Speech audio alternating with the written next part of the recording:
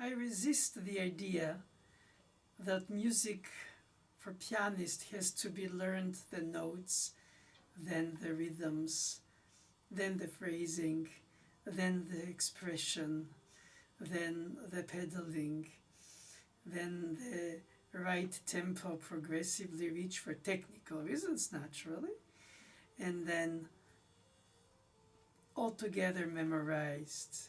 Feels like a sandwich by layers. And while it's practical and logical on the table, I think the dynamics express not only a choice that is published by a composer's wish or his publisher or her publisher, but it's really to do with the expression of the narrative storyline that is expressed under the notes which don't have lyrics, as if they did by the intervals, gestures, and then the dynamics which are indicated, which in fact shape the soulful statement and not just the learning of the industry of playing separately from the meaning of what it is, in which context, in which style it is, which time period it was composed, which literature connections you need to draw by curiosity or by the teacher suggesting to listen to symphonies, operas, quartets, other genres, other instrumentations that this or composers of the same period did. In other words, immerse your intelligence, your intuitive musicianship, which drives you as a student to learn it, or because you're told to learn it by a teacher and you trust in this relation, the advice that it will bring you a certain progression towards a better performance technically, and of course an understanding musically, which should go hand in hand, not separating the making from the being, or the gymnastics from the very spiritual meaning of what is suggested and that we want to bring out. Now, of course, one can listen to other performers who have gone through the process of discovering this piece way before us, and of course there'll be many who will do it after us, from the text. Most of the time is the text that says it, and when you hear the performers, famous ones, deceased ones, or present fame ones, you realize that their reading renders the piece in a different way than you do when you read it yourself. And it's the danger, because some students end up by playing it by ear more than through the eyes. It doesn't mean it's one or the other. I think the two complete, but analytically and intuitively combining the expression of what the text could mean to you as an individual student, despite of what it means to your teacher. And sometimes the performers don't have, as it is, to give any explanation of their choices of phrasing, tempo, articulation, direction, structure, pulse, pedal, phrase, arching, intuitive or analytical disruption of the storytelling, and how you place the ornaments and the decorations, and basically how you manage your discourse so that you end up by being convinced in your conviction, therefore convincing to the audience who hears you, either because they don't know the piece and the storytelling overtakes them, or people who know the piece and judge you for how you play it, who can rediscover it through your intelligence, intuition, and scholarship, because that's what you do. You learn and you pick or you choose from what you learn, what corresponds to what you can do. And I don't speak only the hands, of course it is how you distribute it, which fingerings you use, how it's more wise to play a low bass note that is in the keyboard, heavy action with a certain finger, with a certain preparation of the elbow. In other words, you learn the, of course, management of it physically. All that in order to reach an osmosis, which is really important, which is the meaningful musicianship. And even if you're not fully sure if you should follow this or that great artists who you hear in recording, or the advices of a teacher with whom you might agree or disagree because of the way you relate to the piece, then as the score itself is the interaction that talks to us through the choices of stems up or down, phrasings, pedal indication, if any, or publisher or editor. Regardless, at some point or another, we reach a point of non-return, which is we are so engaged in the piece that it means to us so much that it talks to us a truth that is meaningful to us. Even if it's outside of the time period, which it is most of the time when it was conceived, or the instrument, or the acoustics, or the even comprehension of the meaning of a romantic era longing, extravagant for us, delay of expectation, for fulfillment of an uplifting, spirited passion. These are elements that perhaps naturally, though in every human soul there is such a yearning regardless of the time periods, but it's coated in the different modernity of its own time's modernity.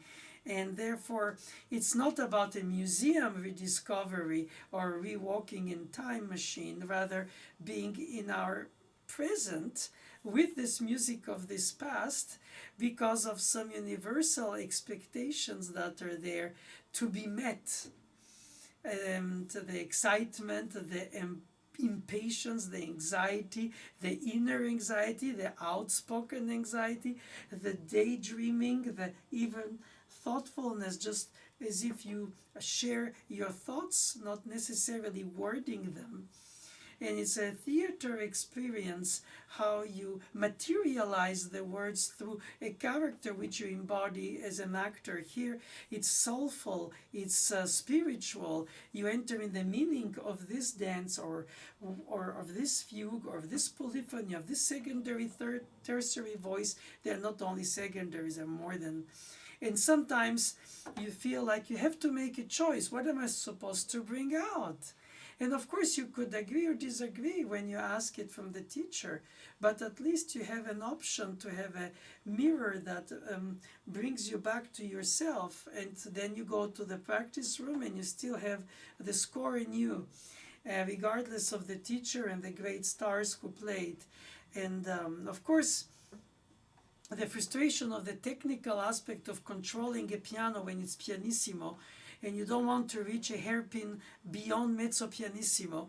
Well, the control of the touch, the palm support for the articulation with the free wrist and not tensing up shoulders and arms, and being able to deliver from close up in the articulation, if it's pianissimo, within the key, and then drop inside.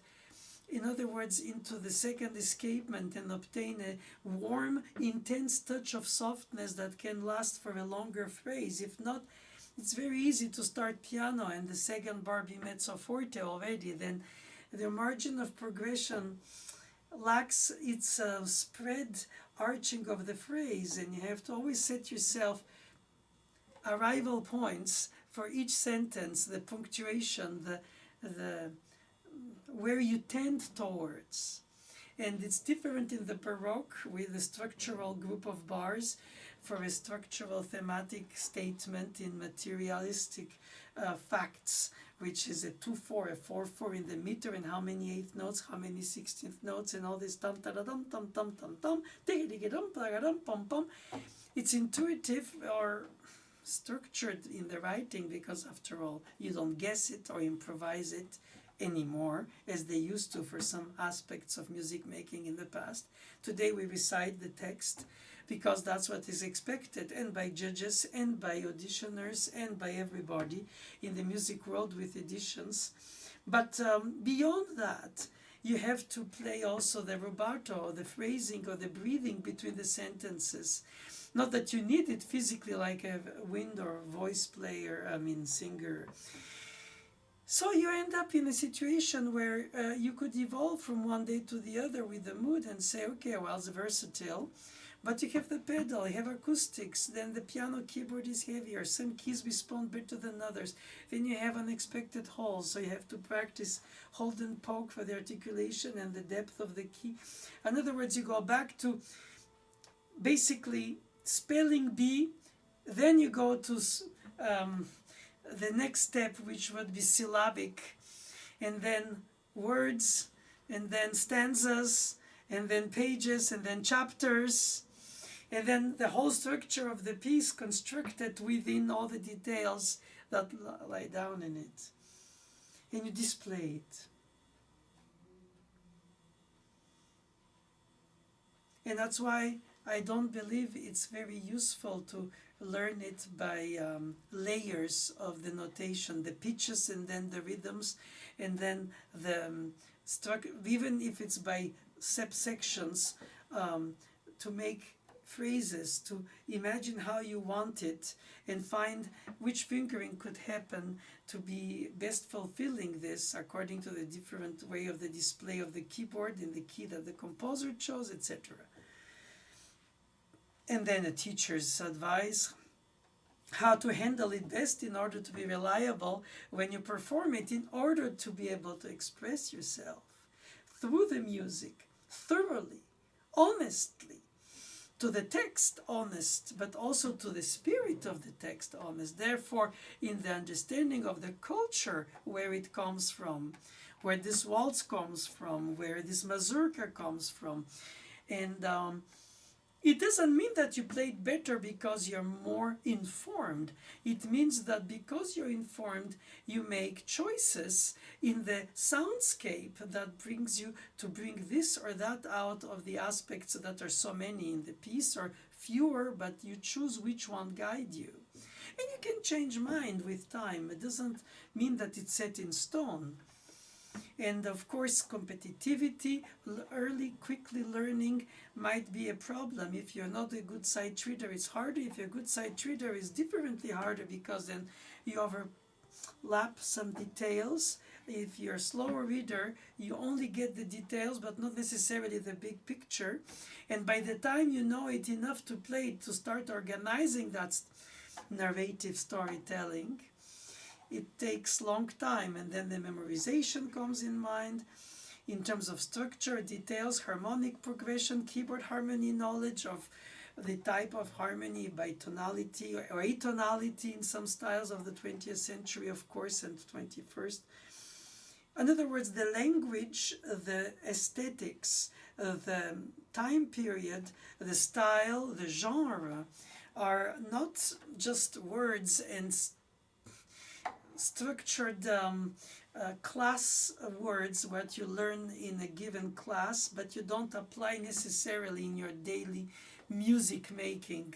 The harmonic progression, the modulation, to be aware all the time where you are in the piece grammatically, as if you have a GPS to know how you divert, or the composer diverts you to an alternative degree, or would it be altered degree for a deceptive cadence in a flat 6 to return, and how that colorizes the statement if it weren't, and with it as it is, and therefore because it is, make it meaningful, not beyond what it is, but just for what it is.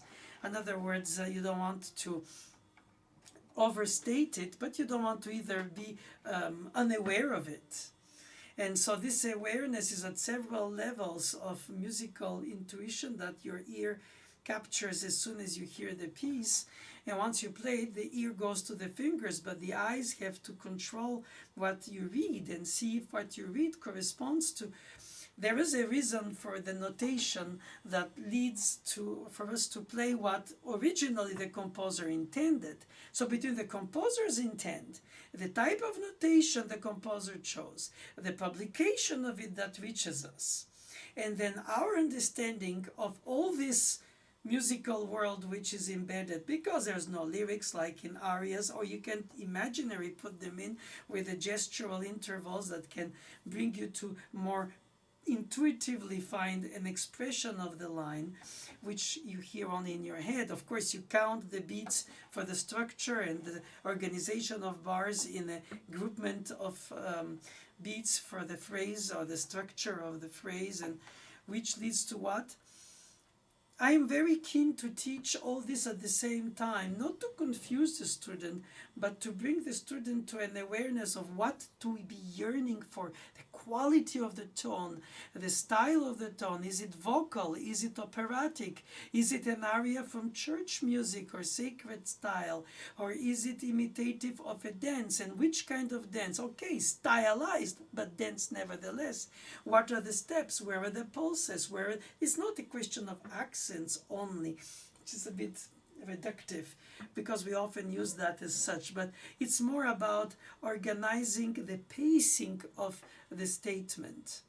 And then comes the metronomic tempo choosing when it's indicated, and not always reliable, let less when it's not, because then you have this margin of error between what is an allegro before it becomes a moderato, or prior to have been an andante, and then eventually an adagio at ease, and how we translate the meaning of the added Italian adjectives like agitato or substantives, And so we enter in a situation where, yes, a dictionary gives us a factual translation, but how it's made into the context of the notes speaking themselves, and the repeatant notes, the legato notes, the non-legato notes, the wet legato, the staccato, the wet staccato, the dry staccato, the humorous staccato, the interrupted legato, air legato.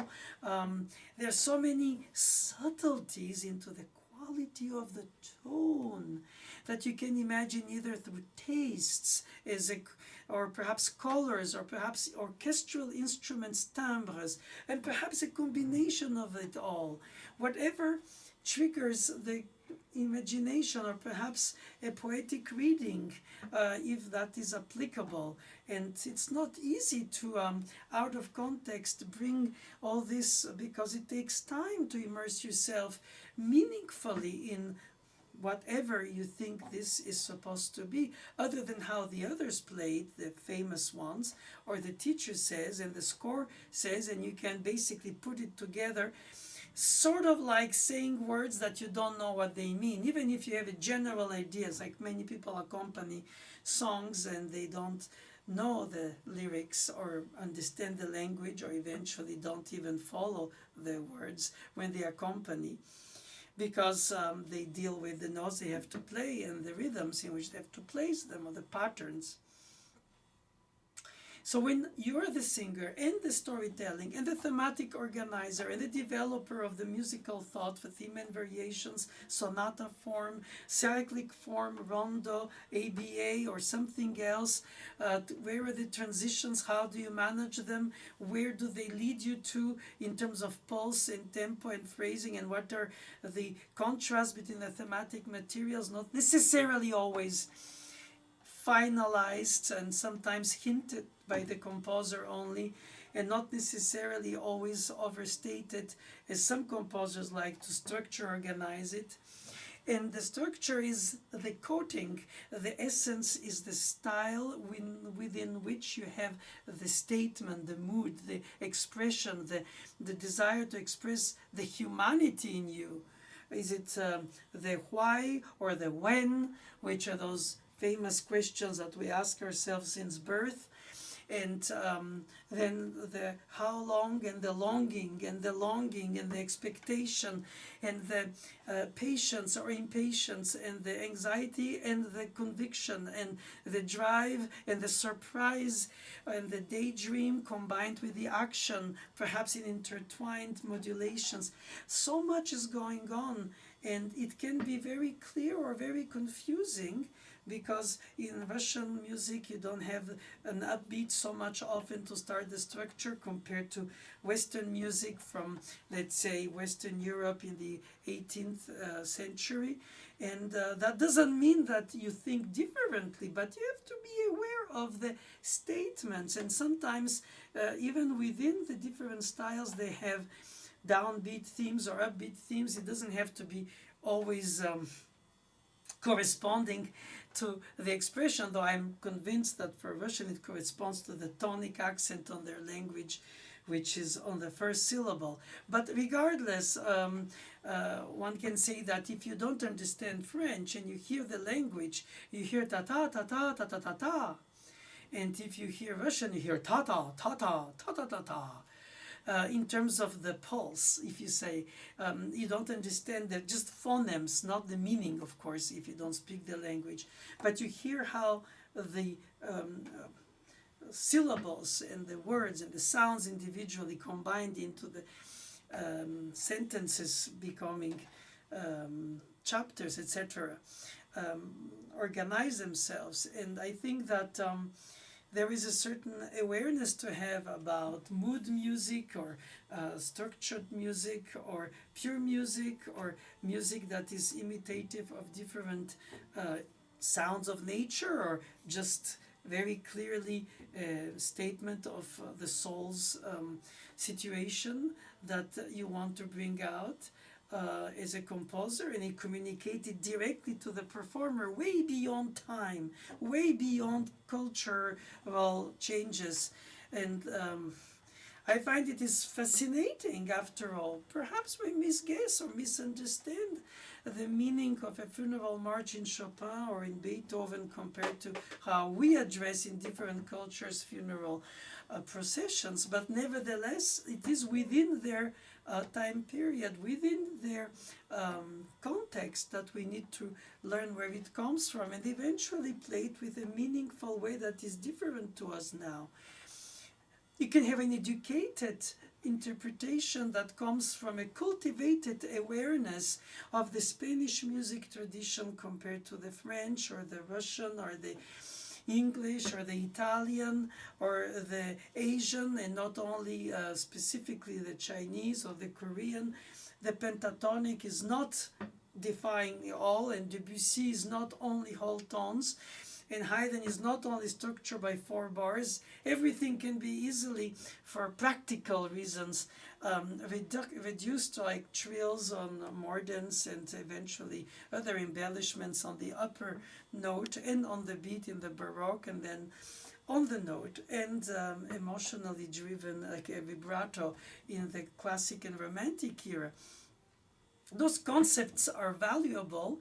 They're even pertinent, applicable. But sometimes the styles overlap. Is Schubert romantic? Is Beethoven classic? He's already a romantic after he was a classic. But Schubert died a year after, and within that Viennese influence of Beethoven and Hummel, and of course Mozart and Haydn before, and all that in a very short time period, evolving from the harpsichord to the fortepiano as a manufactured instrument. What do you express? How do you express symphonic ideas, dynamic changes of drastic effects, besides articulation, expression through the separation or the connection of the notes by 2, 4, or 3 or 6. And all these elements come in account. Of course, when you hear a recital of a pianist who plays a Bach, a Beethoven, a Chopin, and a Scriabin piece in an hour, altogether, you hop around on the same instrument and you hear mostly a piano being played, even if it evokes very different genres by the styles as well as the very context in which they were written.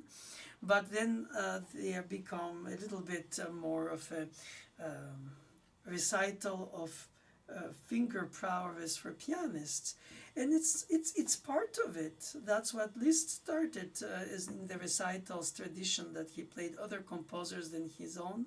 As I might say, Mozart never was asked if his interpretation was correct, and Chopin was never asked to play somebody else's music in their salon. It was expected they play their own music, and therefore the concept of interpretation didn't exist, since they played their own inspiration, notated or most of the time improvised, or later notated, even Mozart in his concerti and all that, when he played them himself.